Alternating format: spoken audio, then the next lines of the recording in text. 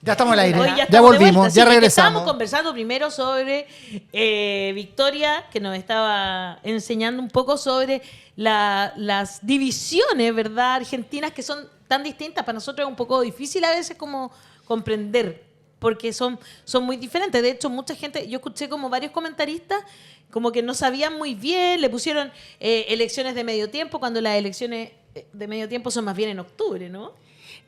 Claro, es que están desdobladas. A ver, ya, cuéntanos un poco. Están desdobladas. Tuvimos este domingo una victoria, maravillosa en la provincia de Buenos Aires, el gobernador Axel Kicillof, que desdobló las elecciones. Entonces, una elección para diputados y senadores provinciales y concejales dentro de los municipios que integran la provincia de Buenos Aires. Perfecto. Las elecciones nacionales de medio término son en octubre. Son en octubre, claro. Pero Y esas ahí son nacionales. Esas son nacionales. Ah, Nuestra victoria del ya. día domingo. El anticipo de lo que puede pasar en octubre, entonces. Y es, la verdad que nos dio muchísima fuerza y además, bueno, la provincia de Buenos Aires tiene el 40% de la población de la Argentina. Son 17 millones entonces no de es una habitantes. señal muy clara. Sí, Es creo una- que es un país el en padrón sí era mismo. como 14, casi 15 millones. Y sí, claro, la provincia de Buenos Aires son 17, más de 17 millones de habitantes. Así Impresionante. que es una gran victoria, Su- la del su- gobernador. Leyó lo que pasó, lo estuve leyendo acá un periodista, me parece que es de Radio Neura, de que parece que a Milei le mintieron. O sea, ¿Cómo cuando- así? Sí, o sea, en todo el trayecto, cuando él fue a hacer el punto de prensa donde reconoce la derrota, él iba convencido, porque eso le decía a la gente en el auto, de que iba ganando. De que había Ya. una situación, Sí. un empate Claro, y que técnico. iban a ganar. Y cuando llega El ya... traje nuevo, o es sea, que el camino. traje... Lo que se del dice emperador. ahora, claro, lo que se dice ahora es que en el fondo querían asegurar que hablara. Y se le decía, no sé, que estamos en el horno, ya jodimos, era probable que no fuera, po, y que se quedara debía venir cerrado. como un vaído. Claro, claro. Entonces, o sea, compensar. Y Claro. lo llevaron y, claro, ya sobre la declaración misma, él tenía la constatación de lo que fue esta derrota aplastante, Sí. donde en el fondo lo que declaró fue una contradicción. O sea, asume la derrota, pero dijo que se iba a poner más duro. Sí, porque de hecho el gobernador, toda su campaña, digamos, lo positivo y que se quedó demostrado en las urnas es que, bueno, el gobernador siempre desde un primer momento sobrevoló la violencia permanente, ¿no? Nosotros tenemos, la provincia de Buenos Aires es la más grande, la más poblada, y es una de las más atacadas por el gobierno de Milei en la quita de fondos millonarios, ¿no? Miles de millones, que son los millones que se asignan a la seguridad, a la salud y a las responsabilidades que tiene la provincia. En esa lógica, acorralando al gobernador sin recursos para la gestión y en un ataque, lo habrán escuchado, ¿no? Muy violento siempre, el gobernador Axel Kicillof siempre sobrevoló eso y planteaba esto. Tenemos responsabilidades institucionales, tenemos que hablar acorde a nuestras responsabilidades y tenemos que hablar de las cosas que le pasan a la gente. Bueno, el ataque fue muy violento, de hecho parte de su campaña era kirchnerismo nunca más y la propuesta era que esta elección es el sueño histórico de la derecha o la ultraderecha, en este caso Argentina, que es el último clavo al peronismo, ¿no? El último clavo que por fin nos terminaban de matar. Y bueno, la verdad que la victoria del domingo, un enorme trabajo del gobernador, que de hecho llegó a ser gobernador, si ustedes lo saben, pero cuando era diputado nacional, también en un tiempo de derrota, con Mauricio Macri, presidente de la Nación, él se subió a un autito y empezó a recorrer la inmensidad de la provincia de Buenos Aires, distrito por distrito, proponiendo una construcción distinta. Y bueno, su segundo mandato y esta victoria que es una maravilla, la verdad. Primero, ¿quién es Kicillof? Si nos pudieses explicar, me gusta que empieces a contar la historia de él. Ayer lo mirábamos nosotros y parece una persona muy sencilla, ¿no? Pero Milei lo detesta. Y escuché algunos programas donde estaban estos periodistas que son así muy mileístas, que medio vergonzoso incluso. Y estaban, pero esto es terrible, ¿cómo es posible con el mal gobierno que ha hecho? Bueno, ¿qué ha hecho y cómo? Primero le quitaron todo el financiamiento, tú nos explicas. Sí, primero que Axel Kicillof, que es el gobernador de la provincia de Buenos Aires y el que nos dio esta enorme victoria, es un compañero que se ha formado como dirigente y como también funcionario en los años de gobierno de Néstor y Cristina, ¿no? Axel es la continuidad de nuestro proyecto político, por eso también hay tanta esperanza puesta en él y, como te decía, en momentos también difíciles para nuestro país, que fue en la gestión de Mauricio Macri, claro. Axel entendió que tenía una posibilidad, un rol importante, siempre acompañado por Cristina, y empezó a recorrer la provincia y logró ser electo gobernador, inclusive cuando nuestro proyecto perdió frente a Milei. Axel ganó la provincia de Buenos Aires.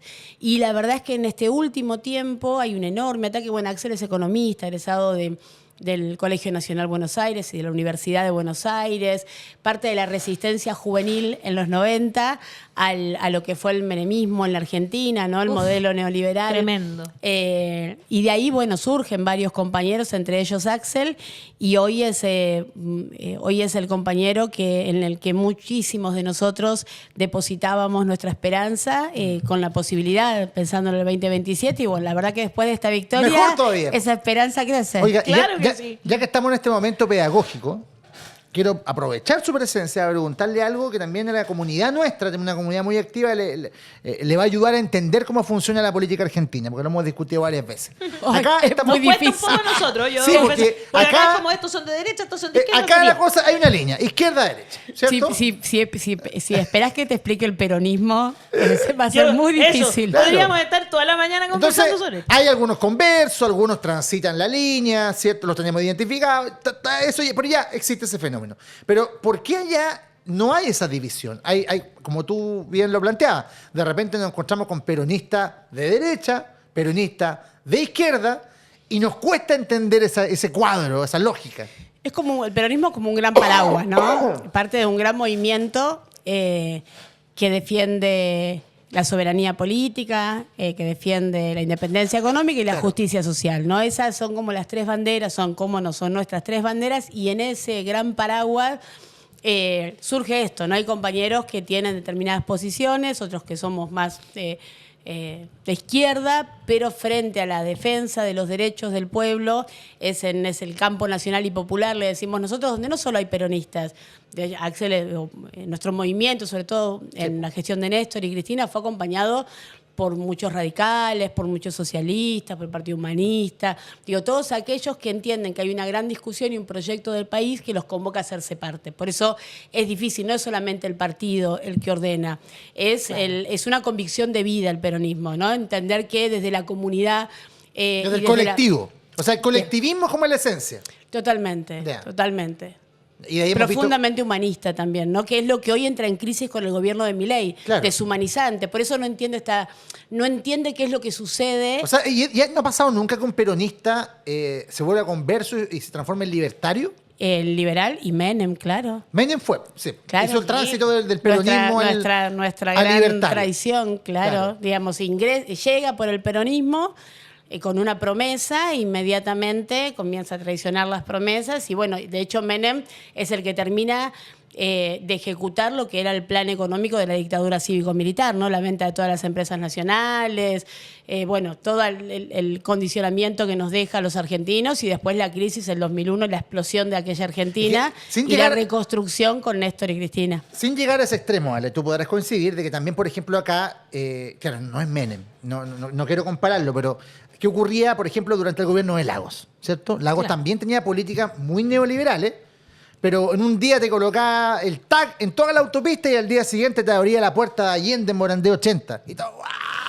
¿Me entiendes? Entonces, pasaba piola. ¿Cómo se transitan las contradicciones Exactamente. permanentemente? No, pero no había un juicio a esa contradicción, sino que era como casi una estrategia. Claro, pero ¿no? hoy día, por ejemplo, Hoy día Lule sí lo hay, Menem, pues. que es, entiendo, el sobrino de Sí, Carlos Menem. sí ¿no que es lo sobrino cierto? segundo, pero sí, Sí. parte de la familia. Sí. Bueno, yo estuve detrás de la portada de la revista que puso a Cecilia Boloco. Ella viajó eh, a Miami. Siendo Infiel. infiel a Menem. Ah, vos estuviste Y mi ahí amiga en esa argentina, foto. o sea, era la directora de la revista. Y mi amiga argentina, yo llego un día así, le digo, estaba justo trabajando en el 3 en un programa de canto y mi compañera, mi maestra, era una cantante argentina que hizo carrera acá en Chile, que se llama María Jimena Pereira. Y La le digo, conozco. Jime, me pasa lo siguiente y tengo esta duda porque me da mucho nervio que salga esta portada. Me dice, no te preocupes, en Argentina vamos a amarte todos los argentinos por quitar la posibilidad de que Menem sea otra vez candidato a presidente. Claro, Me acuerdo, claro. era como totalmente distinto a lo que se veía en Chile, pues, de esa portada. Era Claro, como que una no, y cosa aparte, mucho más ahí- política ahí en ya- Argentina. ya, a lo Se mejor, entendió mira, desde un lugar punto de vista, político, desde un claro. Si lugar. tú publicas eso en un momento, por ejemplo, donde Menem estaba en una alta popularidad, yo creo que te va mal. Pero justo coincidió con que ya venía a la baja. Sí, porque había Claro. hecho el corralito y todo Exactamente. eso. Sí, Entonces, sí, veníamos ya de una Claro. política económica insostenible. insostenible, sí. totalmente. Bueno, más allá de aquello que me recordó mucho esa época. Pero para vos sos muy aquí- joven, que eras No, no soy tan joven, tengo 50 años. ¿En serio? Sí, en serio. Sí, me veo joven. Está bien, sos joven porque yo ando por ahí, así que Eso. sos joven. Somos joven, jóvenes, somos jóvenes. Absolutamente. No, te quiero llevar hacia justamente entender un poco lo que está pasando. Y si tú crees que esta derrota para Javier Milei, lo voy a llamar así, tiene mucho que ver con el último escándalo, ¿verdad?, de esta corrupción que él prometió, con la que prometió acabar, supuestamente, ¿no es cierto? Y que está metida su hermana, Karina Milei, que tiene que ver con coimas, porque nosotros desde acá, como decíamos, parece que nada lo pudiese tocar a veces. O sea, golpean a los jubilados en las calles, quitan el financiamiento de programas que tienen que ver con el cáncer.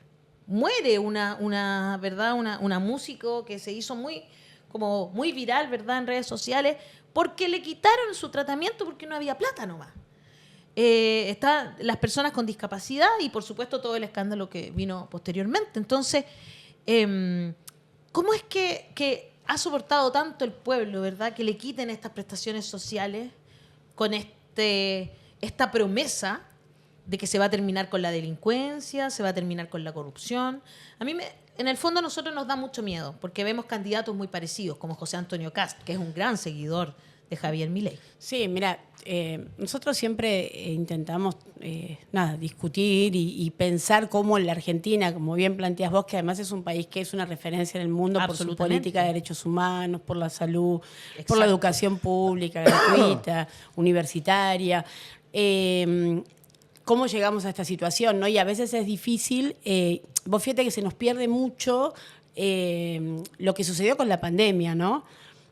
Pensemos que Milei, que era un personaje marginal, bizarro, de la televisión, pasa a ser un actor político con una voz a tener en cuenta. Entonces, surge también en la pandemia bajo la necesidad de la libertad y lo que le pasaba a la población, ¿no? Obviamente de sentirse encerrada, también con nuestras complejidades en la gestión del gobierno de Alberto y con obviamente muchísimo recurso puesto en ese nuevo actor político que, a diferencia de Macri, que era condicionado por partidos conservadores, Claro. que ponía límites, irrumpía con la posibilidad de no tener límites, ¿no? De ir supuestamente una promesa contra la casta y llevar adelante un cambio en la Argentina y una disociación de la sociedad. Yo te escuchaba hace un rato con respecto a las fake news, a los límites Exacto. que se cruzan, como una disociación, porque la gente me decía, bueno, pero es como un personaje y lo dice, pero cuando llegue eso no puede suceder, ¿no? Claro. Había Como una eso idea. no lo va a hacer, como pasó con el primer gobierno de Trump. No se puede. Entonces, en la Argentina vos no podés atacar a las abuelas de Plaza de Mayo, que siguen encontrando bebés que fueron robados por la dictadura. En la Argentina Hace vos... muy poco, de hecho. Totalmente, hace muy Sí. poquito era el nieto 140. Exacto. Vos no podés ir en contra de la universidad pública en la Argentina con lo que representa la Universidad de Buenos Aires y la Universidad... Entonces, había una idea de la sociedad de que había discusiones que eran imposibles, que es una cuestión de comunicación por las redes, porque es una forma... La verdad es que desde el primer día quedó muy claro, desde antes de asumir, porque vos pensás que tenés un presidente y una vicepresidenta que además reivindica el accionar de la dictadura cívico-militar. Claro. Antes de asumir, cambia su vida, se muda a un hotel 5 estrellas durante meses, Impresionante. pagado, sostenido por uno de los empresarios más grandes de la Argentina. Si existe una expresión de la casta, es el empresario que abraza antes de que asuma Milei. Y una vez asumido desde el primer día, implementa un efecto de shock, donde todo lo que parecía imposible es golpeado brutalmente, pero brutalmente, la ley base que es inconstitucional. es inconstitucional. Obviamente, también lo que sucede con muchos actores políticos que no están a la altura, y ahí un poco lo que vos me planteabas, ¿no? En esta dificultad de transitar las contradicciones. Digo, uno puede pensar distinto, pero hay cuestiones que son básicas. Si hay una ley que condiciona la posibilidad del legislativo de representar al pueblo, si hay una ley que va en contra de los derechos humanos, si hay una ley que viola o puede poner en riesgo los derechos de las personas con discapacidad, bueno, claramente uno tiene que ir en contra. Bueno, eso no sucedió, lamentablemente, sostenido por los intereses económicos y los grandes medios de comunicación. Y ahí se avanzó muchísimo, y es lo que vos planteabas. Había reacciones, porque en su momento, ni bien asumió, la CGT salió fuertemente el primer tiempo a la calle, los organismos de derechos humanos siempre.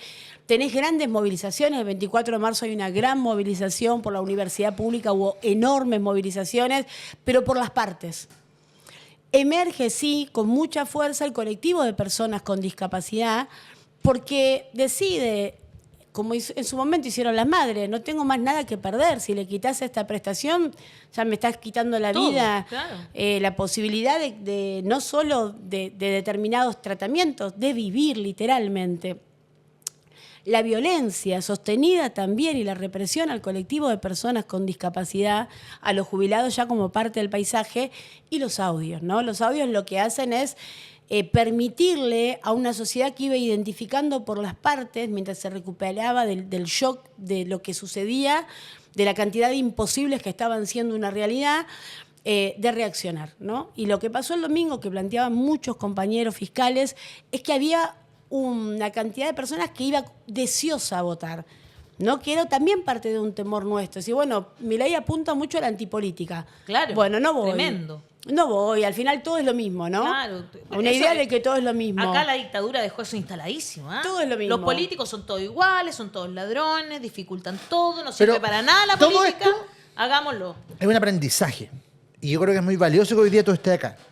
Y por eso Muy mismo, valioso. en base a esa experiencia, lo que ha estado pasando, ante el riesgo latente, real, de que la ultraderecha gane la elección de noviembre, me gustaría que tú le hablaras a la gente y le dijeras el error que se puede cometer al confiar, porque hay muchas personas incluso que no piensan que después van a hacer estas cosas.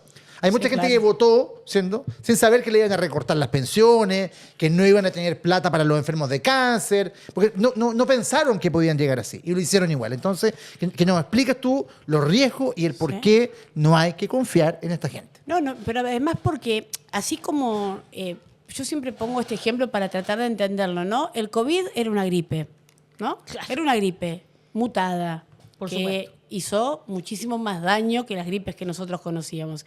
Esta derecha que representa a Milei, que es acompañada por muchísimos otros actores políticos, también es una mutación de lo que nosotros conocemos. Es un virus mutante. Es algo mucho más peligroso, porque uno cree que hay que poner determinados límites, que hay cosas que no les gustan, pero lo que nosotros identificamos es que la profundidad de la herida de este gobierno, la profundidad, como vos decís, a veces trasciende 1, 2, 5, estamos hablando de miles de personas cuya vida está en riesgo. Una cosa es que vos tengas una enfermedad, que es tremendo, por supuesto, y que a veces son las enfermedades raras, que no hay tratamientos, que es difícil. Que hay que juntar mucha plata para ir a Estados Unidos. hacerse un Totalmente, hay tratamiento. que ver si funciona, si no funciona. Claro. Bueno, y así todo siempre lo que nos hace humanos, básicamente, que es poder abrazar al otro y transitar juntos o acompañar en ese momento. Acá estamos hablando de recursos que existen. No es que la Argentina no tiene dinero, no es que estas derechas vienen a ordenar las cuentas. Lo que hacen es instalar en la sociedad una deshumanización absoluta, pensar además que a vos no te va a pasar, que eso se trata de otros, que en Claro. todo caso son un costo, y que si esos otros dejan de estar, quizás vos vivas mejor, ¿no? Y después la realidad que sucede hoy es que muchas de las personas que eligieron este gobierno lo están padeciendo tremendamente. Te hablo de las personas con discapacidad, los adultos mayores, pero también de la clase media argentina. Absolutamente. La clase media argentina que tenía determinadas posibilidades aseguradas, un trabajo, una obra social, la escuela privada, digo, como cuestiones que estaban que eran posibles de sostener. Hoy realmente es imposible. Yo soy legisladora de la Ciudad Autónoma de Buenos Aires. Es imposible vivir en la Ciudad de Buenos Aires. Ya no solo ser propietario, eso quedó allá perdido en el tiempo. Poder alquilar... Claro, porque ser propietario viene hace mucho tiempo. Yo tengo hartos amigos en Argentina y les cuesta como comprar, no era como acá. Ahora acá también es cada vez es más difícil en las grandes ciudades del mundo. Exacto, del mundo entero. Es como del mundo entero, claro. Entonces, en Madrid, en todas partes. Sí, claro, es la misma problemática, digamos. Es la misma problemática, pero pensar esto, digamos, lo que está en riesgo, si en un país como el nuestro, que te reitero, al día de hoy, casi 50 años después de la dictadura, sigue encontrando bebés robados por la dictadura cívico-militar, o ya hombres y mujeres con sus hijos. En mi caso, yo soy una nieta recuperada por las abuelas y a su vez acaba de nacer mi segundo nieto. Así que ya a veces como cuesta mucho dimensionar las profundidades. Tu historia personal es tremenda también. Te iba a llevar para allá, pero ya tú... No, pero a veces cuesta mucho dimensionar la profundidad de la herida. Exacto. ¿No? Porque uno piensa, bueno, ya, no. Esa herida, a su vez, lleva mucho tiempo para poder repararla. Y si uno va construyendo un Estado donde el ser humano tenga la centralidad, el pueblo tenga un lugar importante en el momento en el que se definen las políticas que terminan... impactando en la vida de ese pueblo, digo, si se deshumaniza, si se rompen los lazos sociales, si estas ultraderechas vienen a destruirlo todo, a saquearlo todo, a anular la humanidad del mismo pueblo que tiene la responsabilidad de cuidar. Después reparar eso es tremendo. Y además llegamos muy tarde muchas veces. Digamos, hay personas que en el anonimato perdieron la vida solo por no contar con aquel tratamiento que el Estado tiene la posibilidad de garantizar y que por la hazaña de aquellos que entienden que no deben ser un costo, hoy están poniendo en riesgo su vida. Lupa dice, en Argentina todos se dicen peronistas, pero entre ellos son bastante diferentes. Kirchner y Menem, por ejemplo. Sebastián Becá dice, Lagos y Menem no fueron muy diferentes. Marisol Soto, los grandes medios en Argentina también apoyan y son de la élite de la derecha. Y Víctor Poblete dice, el político debe ser una extensión de esas necesidades humanas. Si fueron diferentes, ¿saben por qué? Porque Lagos, o sea, a lo mejor en sus políticas no fueron tan diferentes, aunque evidentemente Lagos yo creo que está un par de escalones más abajo. Uno de los errores de Menem fue creerse el cuento y ser el protagonista de todo lo que hacía. Y aparecer en el programa de Tinelli, los partidos de homenaje a Maradona, y eso lo fue desgastando. En cambio, Lagos jamás. Tenía esas cosas, claro, le encantaba salir con vedettes. Exacto. Sí, no, igual hay algo que tiene el pueblo argentino, digamos, el peronismo es muy difícil de entender. Pero lo que te lo puedo explicar y vuelvo al COVID, que es la síntesis que a veces encontramos. Me encanta usar el COVID como... Pero nuestra historia, lo que sí nos ha dejado, que el peronismo o los organismos de derechos humanos, digamos, es esa conciencia tan fuerte del sentido de comunidad son anticuerpos. Entonces, independientemente de lo que suceda, si Menem ha traicionado como traicionó al movimiento y va atacando fuertemente ese gran cuerpo, lo que lo corrió fueron los anticuerpos de nuestra sociedad, que el domingo, no de forma violenta, sino de forma pacífica, le dijo no. Le dijo que no. Claro que sí. Absolutamente. Victoria, vienen a celebrar una gran victoria a nuestro país. Gracias por estar aquí. Solo que me gustaría como cerrar también con una reflexión que tiene como una advertencia, porque, claro, el primer gobierno de Trump no se atrevió a hacer todas las cosas que quería hacer. Sin embargo, en su segundo gobierno vemos que todo eso podía superarse. Hoy día están sacando libros de escuela, están cerrando institutos como el Smithsonian, porque hablan sobre esclavitud. Están quitando financiamiento a las universidades y eso lo está replicando Milei en Argentina de una forma tremenda, quitando financiamiento a la investigación, ¿no es cierto?, científica. Sí, absolutamente. Son personas que lo que hacen es defender la ignorancia. Yo, de verdad que a mí me cuesta creer que estamos como volviendo al medioevo. Yo creo que son empleados de una lógica que viene a repensar la humanidad como la conocíamos hasta ahora, digamos. Están sucediendo cuestiones que parecían imposibles y que son una realidad. Y estos personajes, algunos, bueno, Trump, empresario, multimillonario, y que expresa lo más brutal del capitalismo, lo más brutal, lo más explícito, ¿no? Lo más explícito. En realidad, el intento siempre es ver cuánto aguanta la sociedad. Cuánto de esta crueldad que yo te propongo estás dispuesta a aceptar, con la posibilidad quizás de que te vaya un poquitito mejor. Me parece que es un tiempo en el que no solo la Argentina, Chile, bueno, la humanidad entera, ¿no es cierto? Está disputando su propio sentido de ser humano, ¿no? Si no le encontramos sentido a lo que somos, a cómo nos relacionamos con otros y principalmente a lo que dejamos, ¿no? Si vamos a dejar una ola de muerte y destrucción y anulación, como ha sucedido en otros tiempos de la historia, o si queremos construir algo distinto, ¿no? Y todo esto acompañado por esta red de fake news, porque así también logró Milei salir con esos jóvenes, ¿no es cierto?, entre 16 y 25 claro, los jóvenes años que lo apoyan, que tienen esos nombres bíblicos que les pone.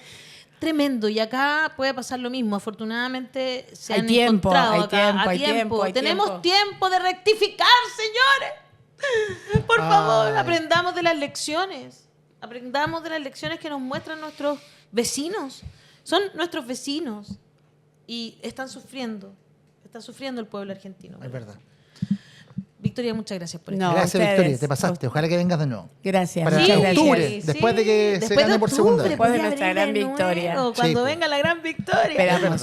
Sería estupendo. Oye, Gracias. yo creo que el tema para mañana sí, pero estaba viendo una imagen, está la grande en Nepal, no sé si leíste todo eso.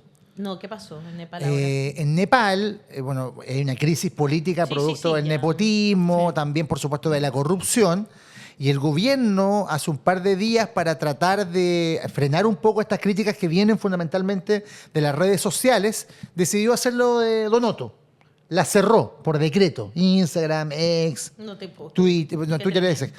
¿Y qué ocurrió? Que hubo una revuelta que escaló a tal nivel que incendiaron el edificio central del diario y de la corporación de medios más importante de Nepal, la incendiaron. Y también incendiaron la casa de un exministro y lamentablemente falleció la mujer de este exministro porque no pudo escapar. Entonces está realmente la grande y hay renuncias masivas también de los políticos que tomaron esta determinación, pero que en todo caso iniciaron una bola de nieve que no tiene control ahora. Estamos hablando de momentos muy difíciles para la humanidad, ¿eh? Sinceramente. Como que no, un mundo distópico. Ya, señores, terminamos el programa del día de hoy. Muchas gracias por estar conectados hasta el final con todas las entrevistas que les han gustado tanto. Usted póngale me gusta a todos nuestros contenidos, coméntelos, guárdalos, reenvíalos. Todas esas cosas nos sirven con los algoritmos. Recuerden, apretar la campanita de WhatsApp. Te vamos a obligar también. Ahora. Te vamos a obligar a apretar la campanita de WhatsApp para transformarte en suscriptor. Totalmente gratis. 96.300 suscriptores. Queremos llegar a los 100.000 para tener nuestra plaquita y romper, ¿no es cierto?, con todas esas trabas que nos ponen los algoritmos a los programas que estamos más cerca del progresismo. Así que con eso terminamos. Usted también hágase parte de la comunidad de los que sobran. Necesitamos de su colaboración para poder seguir haciendo este periodismo completamente independiente de los poderes empresariales y hegemónicos. Nos vemos mañana con otro capítulo de La Voz de los que Sobran. Esta semana intensa, ya a puertas del 11 de septiembre, y esta explosión de emociones que significa para nuestro continente. Que estén muy bien. Hasta mañana. Chao, chao. La prensa empresarial miente, hace montajes y manipula. Nosotros mostramos y comentamos lo que no quieren que veas. Te damos un espacio para mantenerte informado, donde puedes comentar en vivo los temas más importantes que preocupan al país. Necesitamos de tu apoyo. Únete a la comunidad de los que sobran. Te muestro cómo es posible donar. Paso 1. Abre tu navegador e ingresa a la página lavozdelosquesobran.cl. Paso 2. Busca la casilla que dice Comunidad. Paso 3. Una vez dentro, puedes escoger el monto con el que quieres aportar. Paso 4. Rellena los datos y listo. Habrás ayudado a La Voz de los que Sobran, un medio independiente Que te da una mirada más amplia y crítica de las noticias del día a día. La verdad no se calla. La Voz de los que Sobran